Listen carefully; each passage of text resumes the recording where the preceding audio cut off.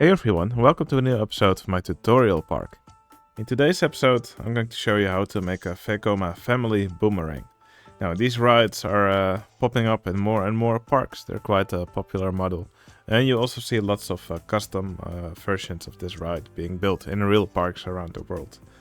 Basically, what a Family Boomerang is just a station with a simple spike to the back. The vehicle troughs up the spike to the back, and then the vehicles get released forwards. They will travel over several hills, usually also with some path interaction, and finally the ride ends with a forward spike, after which the vehicles travel through the track again backwards. Now, these rides are great to fill up any awkward spaces you may have in the park. For example, we could use a ride like that to fill this area that we have over here. And we'll probably go over under the path here in some way to provide that little bit of interaction that these rides usually have.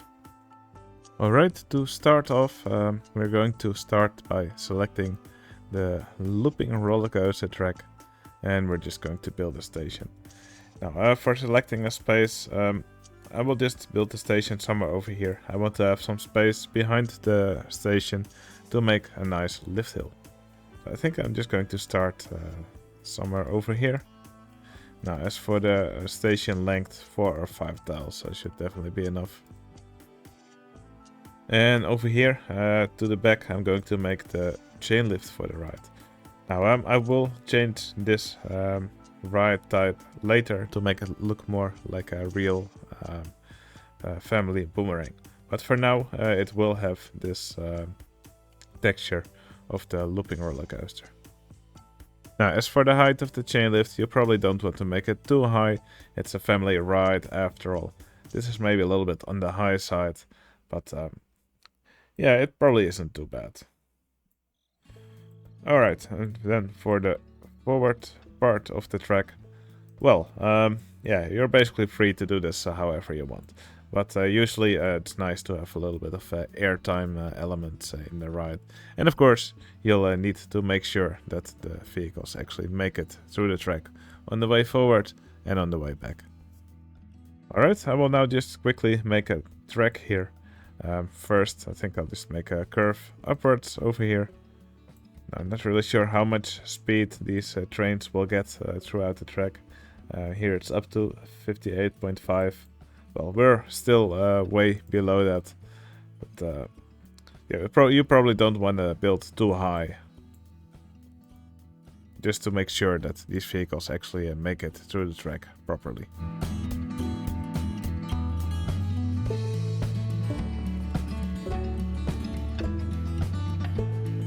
Now, there's actually some invisible track here in the way, so I'm going to disable clearance checks to allow me to build here.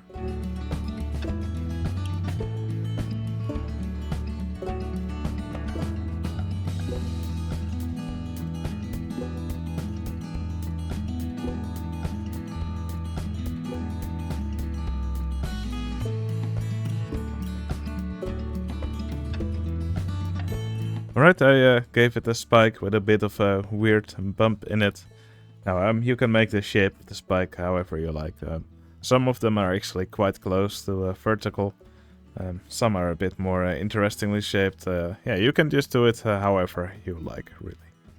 Now, the track layout isn't too long, but usually these rides aren't very long anyway. Now, if you have some trouble at the end that the vehicles don't actually make it back through the station anymore, something you could actually do is just hide a little booster in the track. For example, you could do that over here. So just add a bit of speed here compared to how fast it's usually going. And that should just yeah, help your coaster make it back to the station. If you don't want the booster to be visible, you could just make this track piece here invisible, like so. And then we'll just take this track piece here, we copy it, and then we paste it. And then just put it here, you put it above the original piece, and then nobody can tell there's actually a booster here. Now, I don't think we will need the booster piece, so I'm just going to delete this track piece again. but if necessary, we can always place a booster piece here later. Now, for the trains, what the vehicles that I like to use for this ride type is usually the articulated wooden roller coaster trains. Now, to get them to show up for the looping roller coaster, we have to enable the cheat to show vehicles from other track types. When that's done, we should see them here, articulated roller coaster trains. Now, we'll have one train. I think we can do 8 cars per train. We'll see what looks nice. Now, for the ride mode, we'll select reverse incline launched shuttle mode. And let's quickly give it a test. Oh, and of course, we still need to build an entrance and an exit. Now, you could build them on opposite sides. I've seen family boomerangs where they're both on the same side. What you do is really up to you. I always like to have the entrance and exit on the opposite sides. Alright, and with that we should be able to test the ride. I'm just quickly going to see how far it makes it through the track.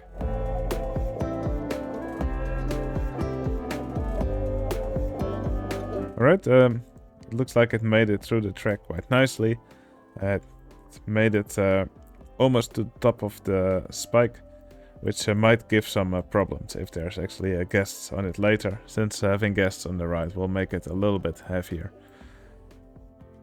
Alright, I'm just going to see if I need to tweak it a bit, see if it still makes it over through the ride safely without any hazard of falling off at the end.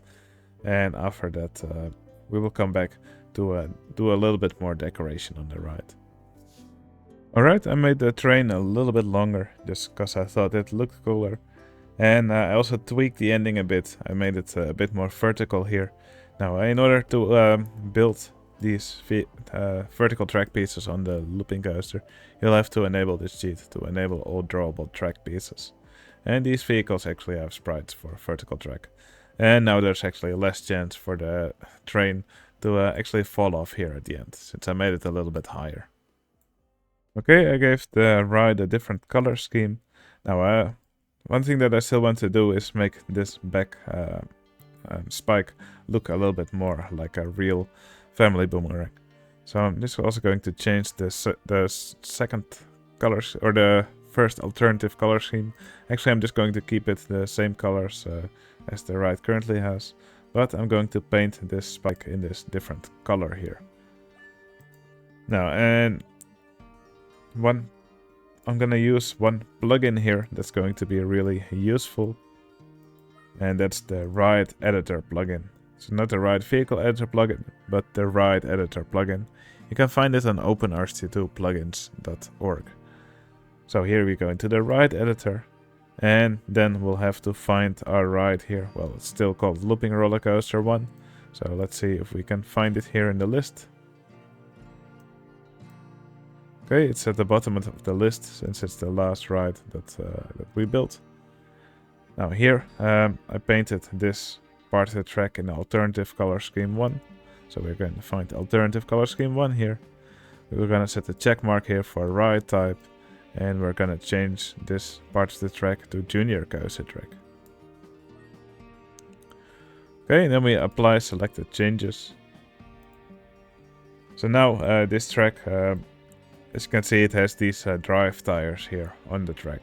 And that's also what the actual Vekoma Family Boomerang rides use for their spikes. So I think that makes it look just a little bit more realistic. And I definitely like these sprites better than the looping roller coaster chain lift, which just looks a little bit weird for this ride. Okay, I want to have some guests on the ride, obviously, so I'm just quickly going to build a queue and an exit path for this ride.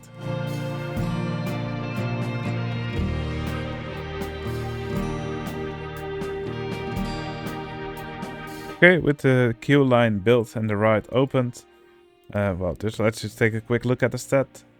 These rides usually get pretty decent stats, so we should soon see quite a few guests heading for this ride. Okay, the queue is filled to the brim with still lots more people heading for the ride. All that's now left to do is to decorate the ride. So first I'm going to make simple station building for this ride. Rides like these don't need a transfer track, since they usually only run one train, and any maintenance can simply be done in the station. And other than that, I'm just going to add a little bit of decoration here later.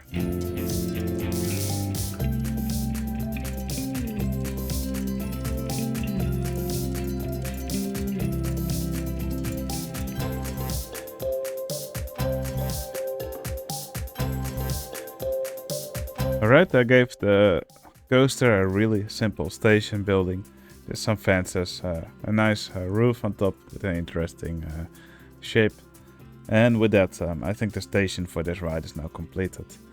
All that's left to do now is to do some decorating around that. Now, I'm just going to speed up this part, since the decoration part will be different for every version of this ride that you make.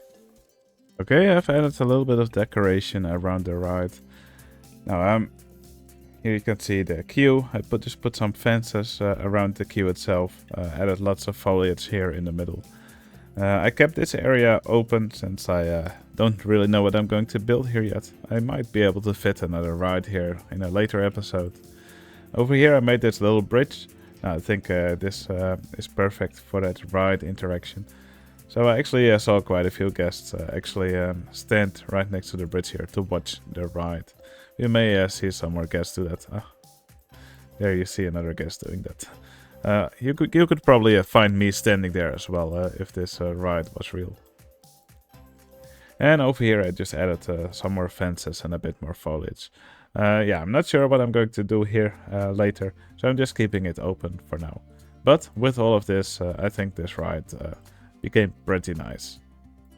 Okay, and with that, it's now time to add another one of my patrons to the park as an entertainer. I think it'll be really fun to have an entertainer standing here on the bridge waving at the coaster.